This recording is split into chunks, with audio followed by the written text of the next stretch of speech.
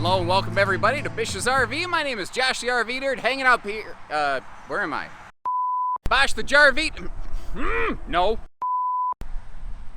Take 5. Take 9. Take 97. I don't know.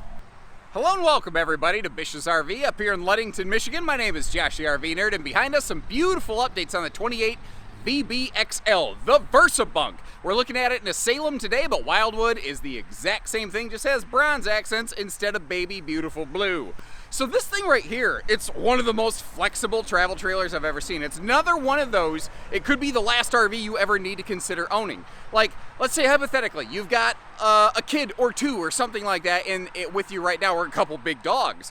You've got a traditional bunk room in the back, but the thing is, it's not really a traditional bunk room. It has their Versa Bunk system that can convert into a sofa, and the bunks can just go away. So if what you want is an expanded living room, a second living room, a private den, an office, a mother-in-law suite, maybe you have a special needs child that needs a little bit different accommodation from the conventional bunkhouse, this RV works where like no other RV works. Updated 23 model here with some cool new flooring, a couple touch-ups on some things like the bedroom.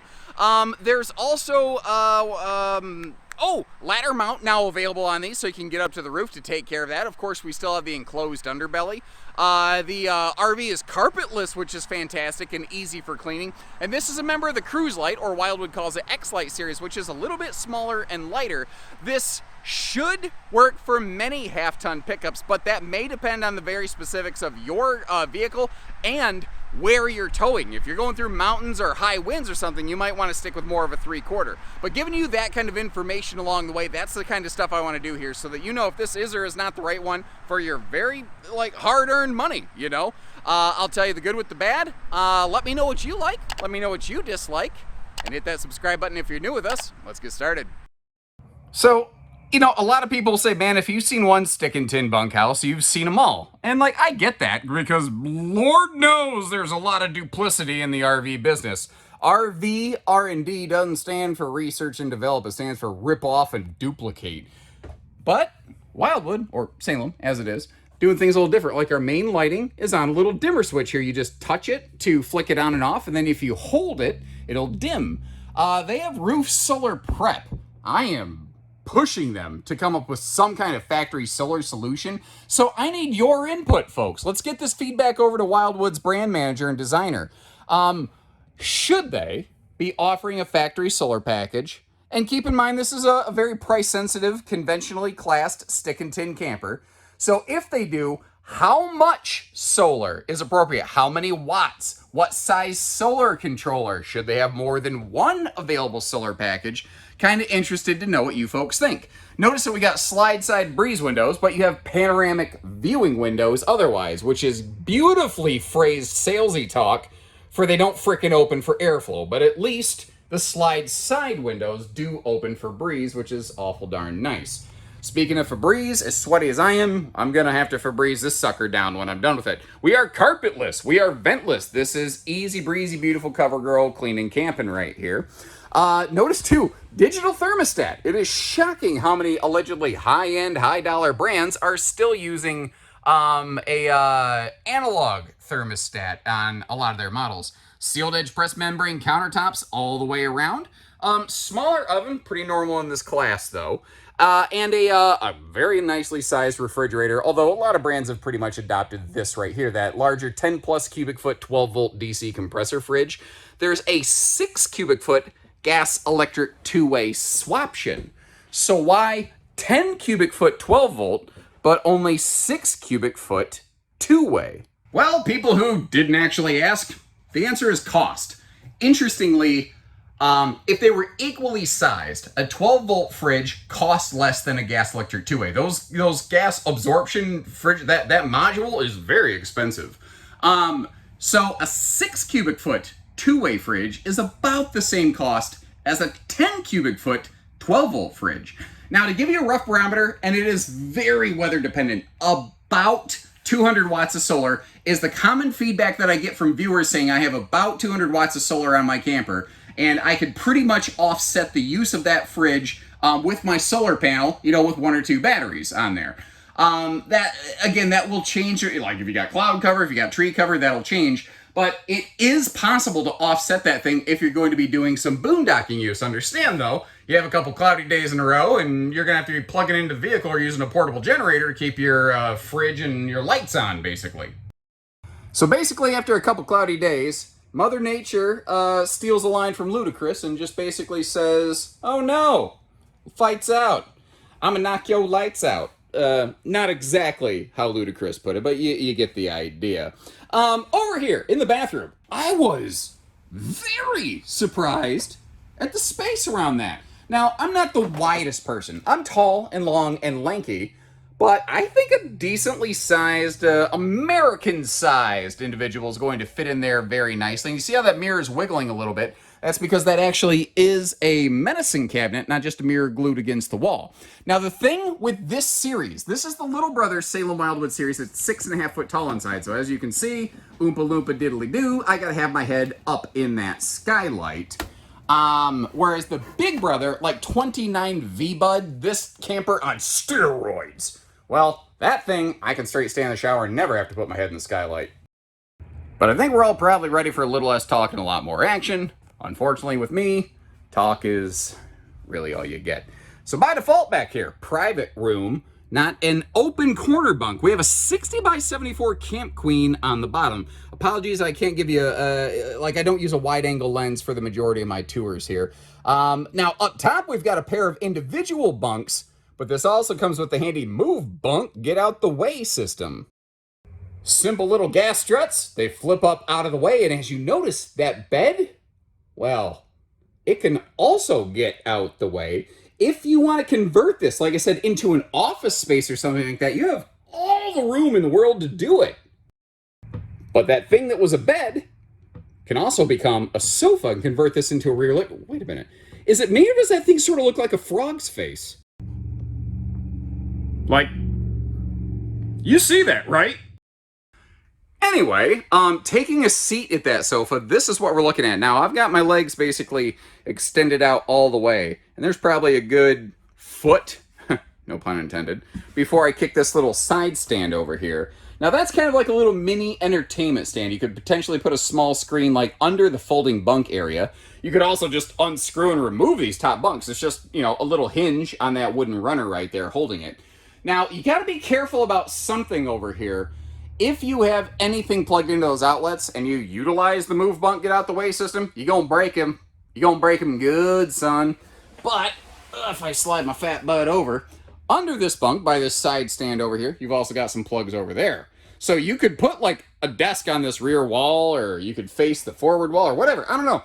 There's just different ways you could use this one. How, like, would you, other than just a bunkhouse, how would you use this RV? That's something I'm kind of curious about. So we are in Versa Lounge mode currently, where you see how we've got this big L-shaped extended napping couch. And if you sit kind of lounging on it, or if you sit here on like this dinette bench where I'm at, you've got a decent shot at the entertainment center, albeit still a little bit of a neck crank entertainment center. I'm not gonna ignore that fact. Like, I won't ignore the fact that we are short on campside windows over here. I'm gonna give East West a little shout out here. Halfway through the 22 camper season, they heard feedback on these very videos where people said, dude, I really wish they'd put a window in the entry door. And East to West did it on the fly. One of these days, maybe we can see if Wildwood could potentially do the same. New mirror face on that fireplace down there. Not really functional in any other separate way. It just kind of looks a little bit cool, as it were. Hey, you know what? Let's take a look at some storage here. Cracking it open in the kitchen, we've got that big wastebasket space there. Now, this has only a single drawer because it was built with the optional camp kitchen. If you don't get that, you actually do get a little bit more drawer space, but something like almost every single one of these is factory built and customer requested with that mini camp kitchen. Now, if you want a camp kitchen, but you want more drawers, or if you want a different bunkhouse, I have an option for you. This RV has an evil twin. It's called the 273QBXL, and from that bunk door forward, exact same RV. But because the bunk room is different, because it doesn't have that move bunk get out the way thing. Oh, actually no, it has a new slightly updated version of that, a half move bunk get out the way. Please bunk get out the way is what we'll call it. Anyway, but it has a fixed bunk on the camp side on the bottom in the back. So if you option a camp kitchen into it, the camp kitchen's in the back of the RV, and you will maintain always in that one extra drawer space in here. So it's kind of a choice of what bunk, what kitchen, what interaction do you prefer? Which one? Have you seen both? If you haven't, I'll leave a link in the video description. Check both of them out. Let me know if you had to choose one or the other. Which one would you go with and why? All right, so moving up into the bedroom here.